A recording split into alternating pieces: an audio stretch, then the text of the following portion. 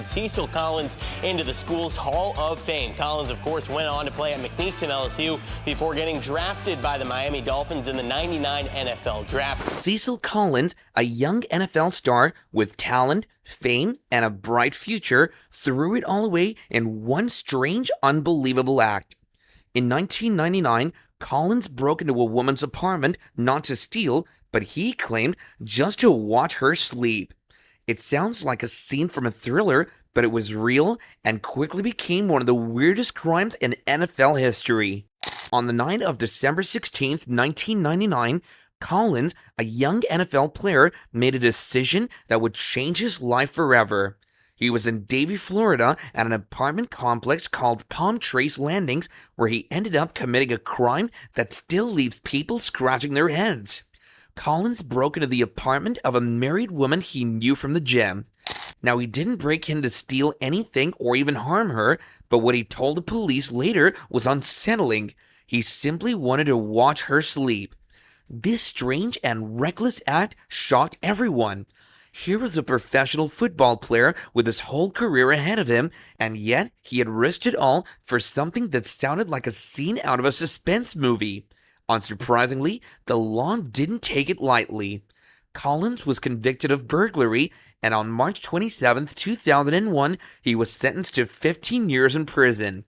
After serving a substantial amount of time behind bars, he was finally released on May 1, 2013. His case became one of those stories that fans and analysts couldn't forget. A talented athlete with so much potential, but one unusual, costly decision ended his career and changed his life forever. Collins' story is one of those wild rides that's hard to believe, filled with moments of incredible talent, but also marred by personal mistakes and poor decisions that overshadowed his potential. Collins grew up in Leesville, a small town in western Louisiana, where he attended Leesville High School. From the start, it was clear he was something special on the football field. Over the course of his high school career, Collins scored an astonishing 99 touchdowns and rushed for 7,833 yards. In his senior year alone, he rushed for over 3,000 yards, which is a huge accomplishment in any state, let alone in Louisiana, a state known for its football talent. His high school team, Leesville, made it to the 4A state championship game that year, eventually finishing as the runner-up. It was an impressive achievement for a team and a player who was just beginning to show his true potential. But it wasn't just his impressive numbers that caught attention. Collins was named Louisiana's first ever Mr. Football, a prestigious honor given to the best high school football player in the state. This was a big deal, especially in a state like Louisiana, where football is practically a religion.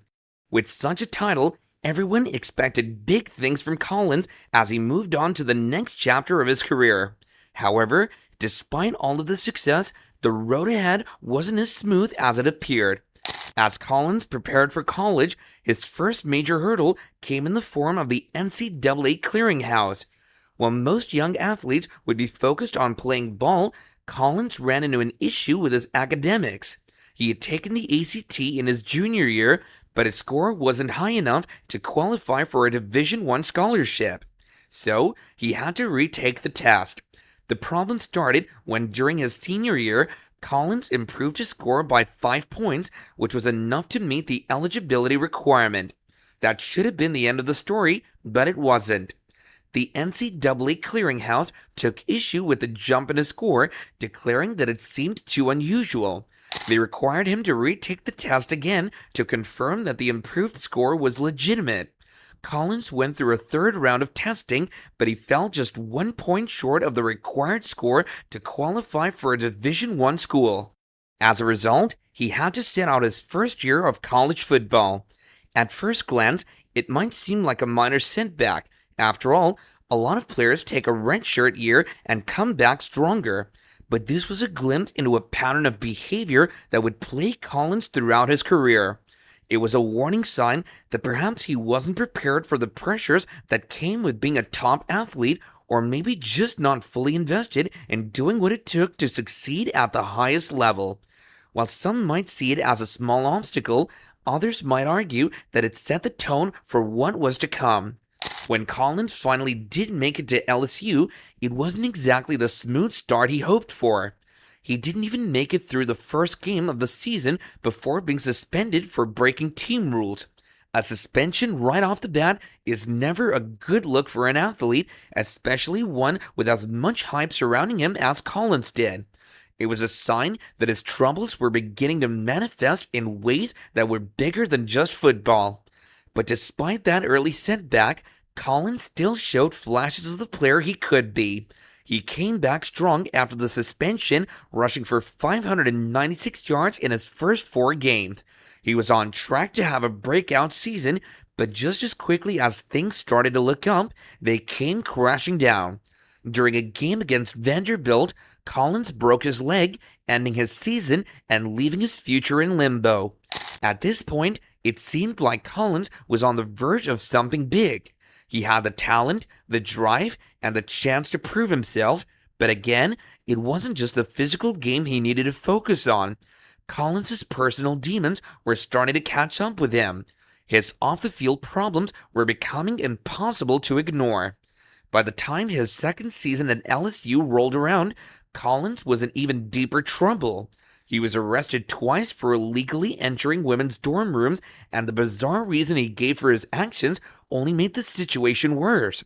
Collins claimed he was sleepwalking and had no memory of entering the rooms. While it's hard to know whether he was telling the truth or just making excuses, the fact is that these incidents were serious enough to get him kicked off the LSU football team. Collins wasn't about to give up on his football dreams, though.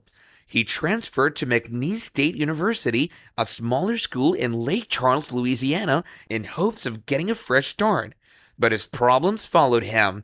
He violated his probation by failing a drug test, which led to him being kicked off the McNeese squad as well. It seemed like Collins just couldn't get out of his own way, no matter how hard he tried. At this point, most people would have given up on him. He had already wasted so much of his potential, and it didn't seem like he was learning from his mistakes. But in a surprising twist, the NFL came calling. The Miami Dolphins, under coach general manager Jimmy Johnson, took a chance on Collins, selecting him in the 5th round of the 1999 NFL Draft. It was a surprising pick, considering his troubled past, but the Dolphins hoped that Collins could turn things around and live up to his potential. Once in the NFL, Collins was given a fresh opportunity to prove himself. His nickname with the Dolphins became Cecil the Diesel, a nod to his physical style of running and his potential to be a powerhouse in the league. Collins played in 8 games during the 1999 season, rushing for 414 yards and scoring 2 touchdowns. His talent was undeniable, and for a brief moment, it seemed like he might just be able to put his past behind him and make something out of his NFL career. But just as quickly as he had gotten his start, he lost it. Collins was arrested for burglary after breaking into a woman's apartment in Florida, and his NFL career was over before it had even truly begun. The strange and unsettling details of the burglary were enough to leave fans and teammates in disbelief. Here was a player who had been given a 2nd, 3rd, and 4th chance, and he had thrown it all away over a bizarre and reckless act. The Dolphins immediately suspended him, and soon after, he was released from the team.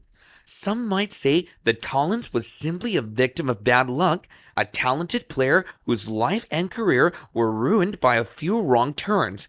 Others might argue that he didn't deserve the 2nd, 3rd, or even 4th chances he was given. Either way, his story serves as a warning for athletes everywhere. Talent alone won't get you to the top, and the choices you make off the field can be just as important as those you make on it. That brings us to the end of the video. How about you subscribe if you haven't already?